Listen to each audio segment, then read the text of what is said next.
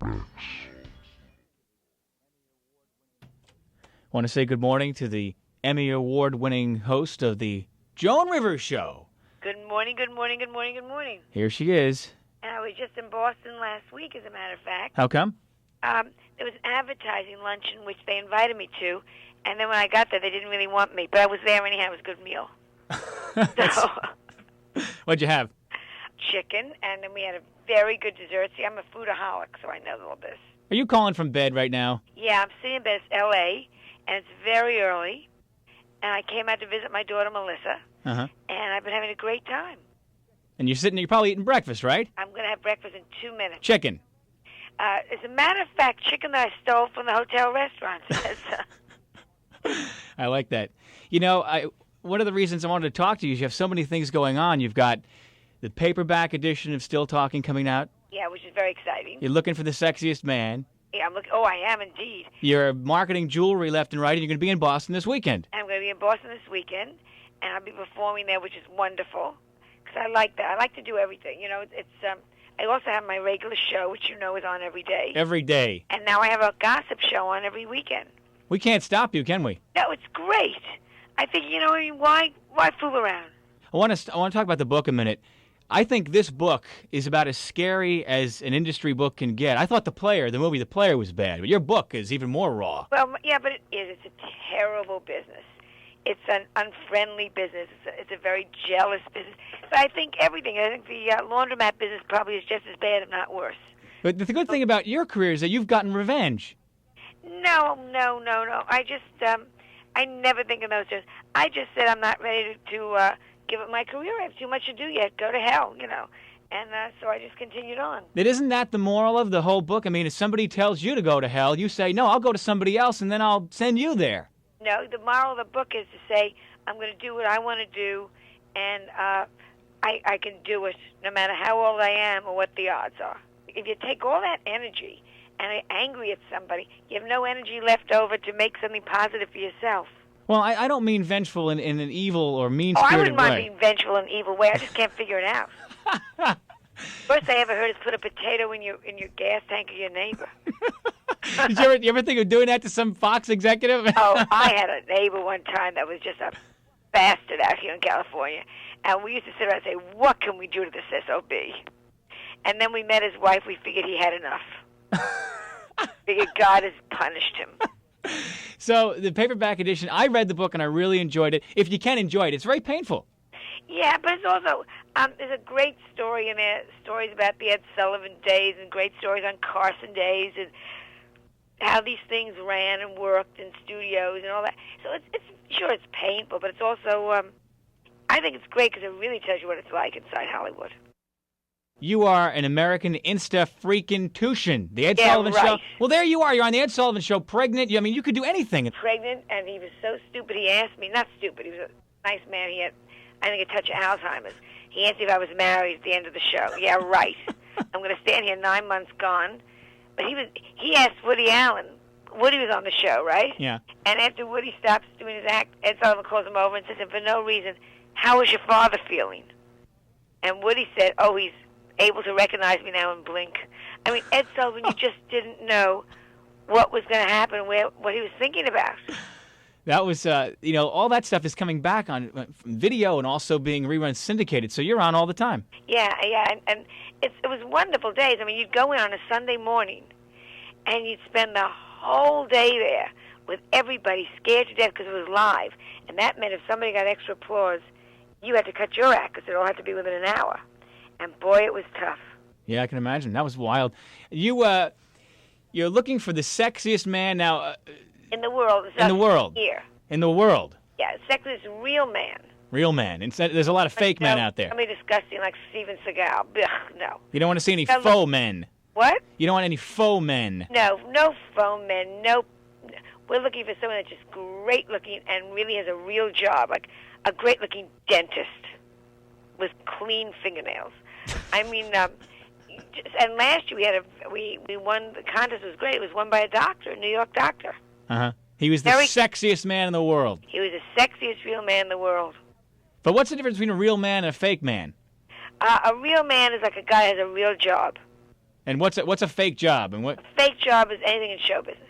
Anything in show business, huh? Looking for that real man and get a great vacation. Hey, wait a minute. There's some hypocrisy here. You're selling fake jewelry, and you're looking for a real man. I'm selling real great fake jewelry. That sounded good. Tell us about your jewelry.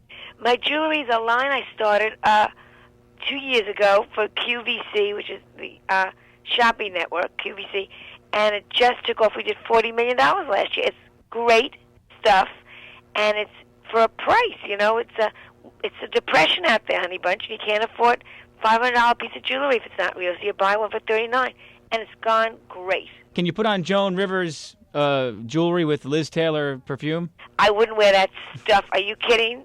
Ugh. Ugh. Have you smelt it? Have you smelt it? My God. You know, it keeps. I use it instead of citronella. Ugh. No. And she's very happy now, Mrs. Larry Fortensky. So let her alone. Let her alone. You know, I wanted to mention You look like an idiot at the Elton John thing. You couldn't let her alone, could you? Well, I'm sorry. I mean, I said, what is that lumpy potato dancing around that? It says Elizabeth Taylor.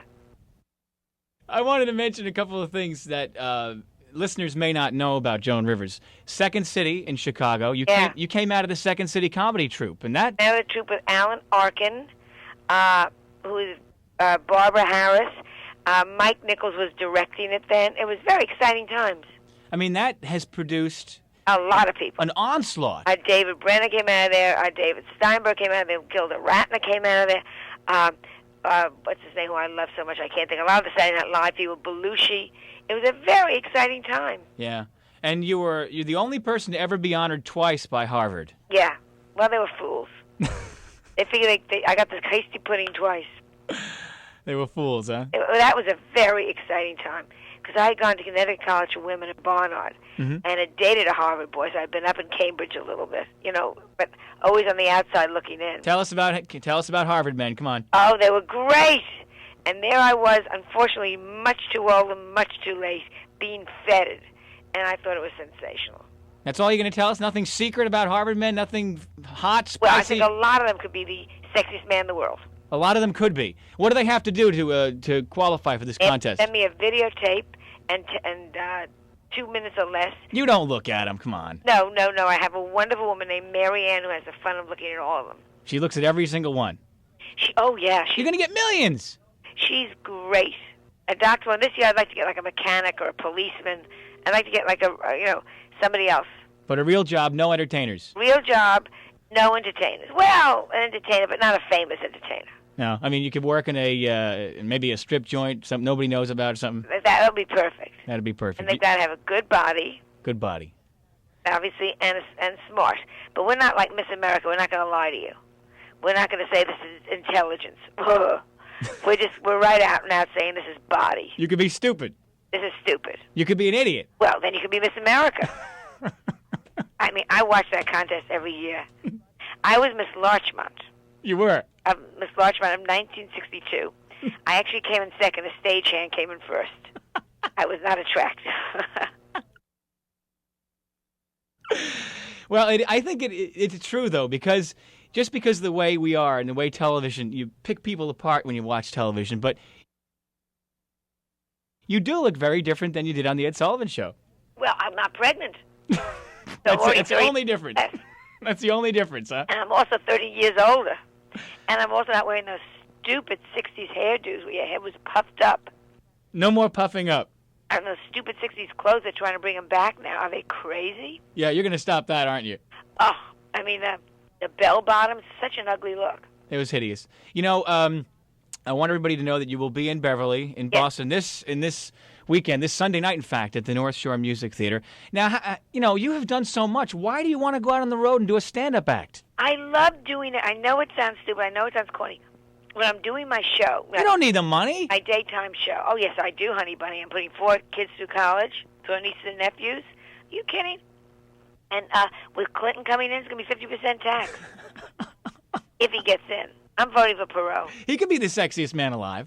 I think Perot could be because he's got humor. I think humor makes a man very sexy. And I read that quote from you a long time ago. You said, "Don't give me these Redford types. Don't give me these pretty boys. I want some guy that can make me laugh. I don't care if he's 5'1" and 100." I think a man that's funny and witty it becomes very, very attractive because it makes you're having a good time. Mm-hmm. Yeah, but you still want them to look good. Well, no. Everyone wants it's just to body. You just said before. It's just body. This is for our show. Oh, okay. For our show. Sorry. That's okay. Now, let's get back to your show. So how long do you do on stage? 15 minutes? I do an hour. You do an hour stand-up? I do an hour, of course. I mean, this is my regular show in Beverly, Mass. Uh-huh. Which is nothing like Beverly Hills. No, which is nothing like Beverly Hills because we don't have 90210 zip code. And are you finally getting that chicken breakfast or what? She just walked in with it and it looks great. What are you having? Come on, tell the truth. What are you having? I mean, diet, Jell-O, fruit, and diet yogurt on top of it. Mmm. And it's great. Smells just like Liz Taylor's perfume there. Yeah. Oh, yeah, please. No, my dog isn't sick. Are you coming? Of course I'm coming to this show. Come back and say hello. Can I? Absolutely. Absolutely. I'll be the lady I'll be the one on the stage. You can't miss me. I'll look for the stagehand, too. Okay. So we'll look for you at the North Shore Music Theater in Beverly this Sunday night. You got an opening act? I'm sure we do. Oh, yeah? I'm sure we do. You don't know who it is, though? No, but Could be anybody. Pardon me? It could be the sexiest man alive. Be good, because you always leave it to the owner. You say, get somebody good locally, give them a break. That's great. We're going to look for you, and I will definitely come back and say hello, Joan. That's fabulous. Thank you. Nice talking with you. All right, Joan. Bye-bye. Thank you. Bye-bye.